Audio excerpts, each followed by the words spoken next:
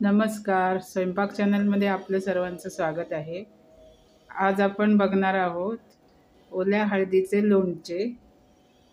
सुरुवातीला आपण ओल्या हळदीचे फायदे काय आहेत ते जाणून घेऊया.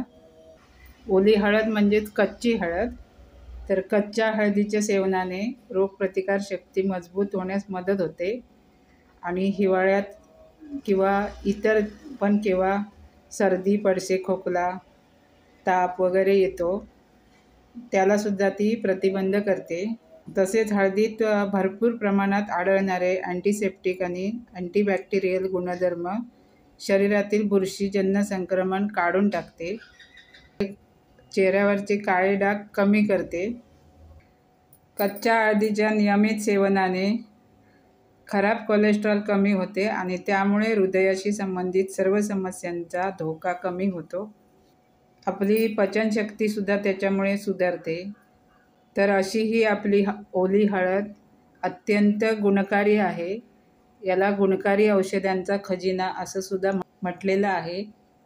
तर आज आपण बघूया कच्च्या हळदीचे म्हणजेच ओल्या हळदीचे लोणच्याची रेसिपी. इथे मी कच्ची हळद म्हणजेच ओली हळद स्वच्छ धुवून कोरडी करून सोलून घेतली आहे आणि असे बारीक उभे काप करून घेतले. 1 वाटी. तसे इथे मी आल्याचे थोडे तुकडे घेतलेत. इथे 4-5 हिरव्या मिरच्या त्यासुद्धा अशा उभ्या कट करून घेतल्यात. हे सर्व जिन्नस आपण धुवून स्वच्छ कपड्याने, कॉटनच्या कपड्याने कोरडे करून घ्यायचे. आता आपण पहिल्यांदा हळद कशी असते, ओली हळद, आणि ती कशी कापून घ्यायची ते आपण बघूया. ही आहे ओली हळद आणि ही आता आपण सोलून घेऊया.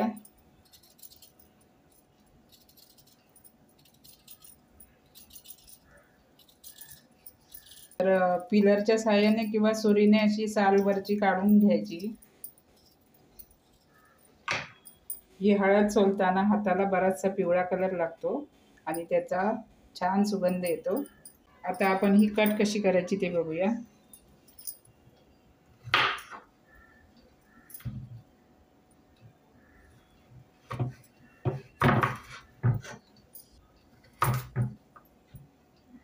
याचे असे उभे काप करून त्याचे असे बारीक असे जुलियन कट करून घ्यायचे. आता आपण पहिल्यांदा ह्या लोणच्यासाठी लागणारा मसाला बनवून घेऊया. मसाला आपल्याला भाजून घ्यायचा आहे. त्यासाठी मी इथे कढई गरम करून घेतली. त्याच्यात आपण घालूया 2 चमचे धणे, 1 चमचा बडीशेप, 1 चमचा जिरे, 10-12 मिरे, पाव चमचा मेथी आणि 2 चमचे राई. हे सर्व मसाले आपण 1-2 मिनिटं परतून घेऊया.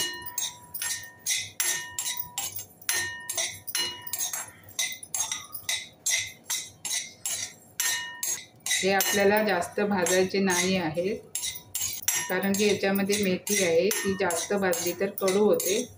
तर हे आपण मिनिटभर भाजून घेतले. तर आपण काढून घेऊया. गॅस बंद करूया. प्लेटमध्ये काढून घेऊया. आता हे थंड करून मिक्सरमध्ये जाडसर वाटून घेऊया. आता इथे मसाला मी थोडासा जाडसर असा वाटून घेतलेला आहे. आता आपण इथे एक बाउल घेऊया. त्याच्यामध्ये ओली हळद घालूया, आल्याचे तुकडे घालूया, हिरव्या मिरचीचे तुकडे घालूया, वाटलेला मसाला घालूया,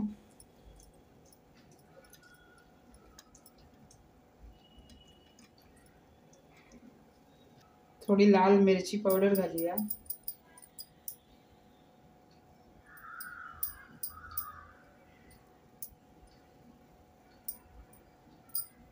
हे छोटे 2 चमचे मिरची पावडर घातली आहे. मीठ घालूया,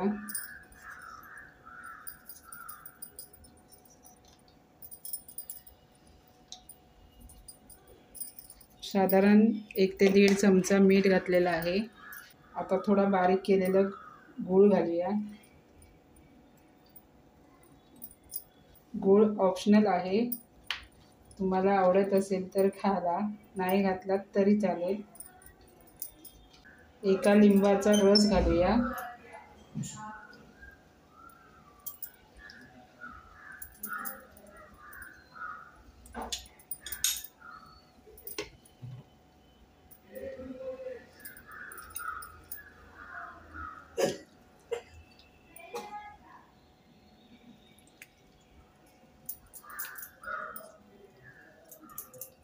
गूळ आणि लिंबाचा रस घातल्यामुळे आपल्या लोणच्याची चव छान आंबट गोड होते. आता हे सर्व छान मिक्स करून घेऊया.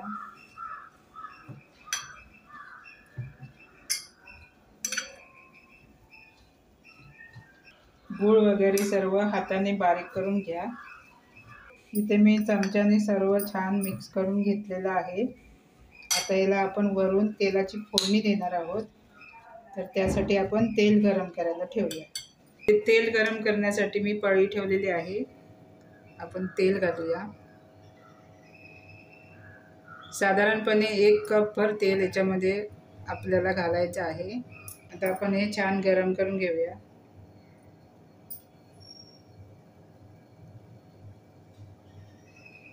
आता हे तेल आपलं गरम झालेलं आहे.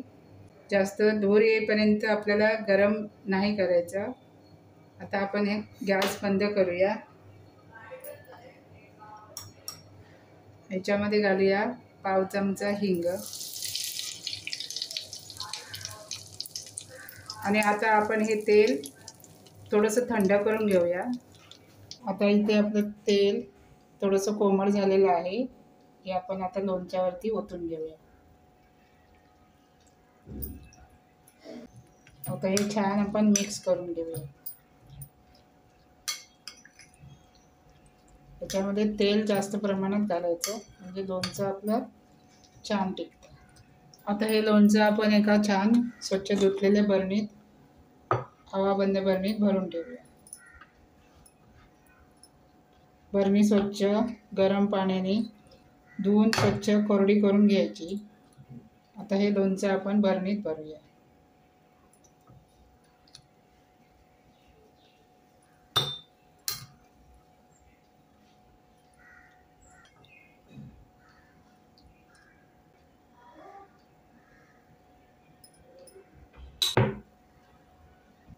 हे लोणचं तुम्ही 2 दिवस उन्हामध्ये वाळवून घेतलात तर छान बऱ्यापैकी मुरतं. नंतर आपण हे लोणचं फ्रीजमध्ये ठेवून द्यायचं. 5-6 महिने छान टिकतं. असं हे आपलं हळदीचं गुणकारी लोणचं खाण्यासाठी तयार आहे. तुम्हाला जर व्हिडिओ आवडला असेल तर व्हिडिओला लाईक करा, शेअर करा, कमेंट करा आणि सबस्क्राईब करायला विसरू नका. धन्यवाद.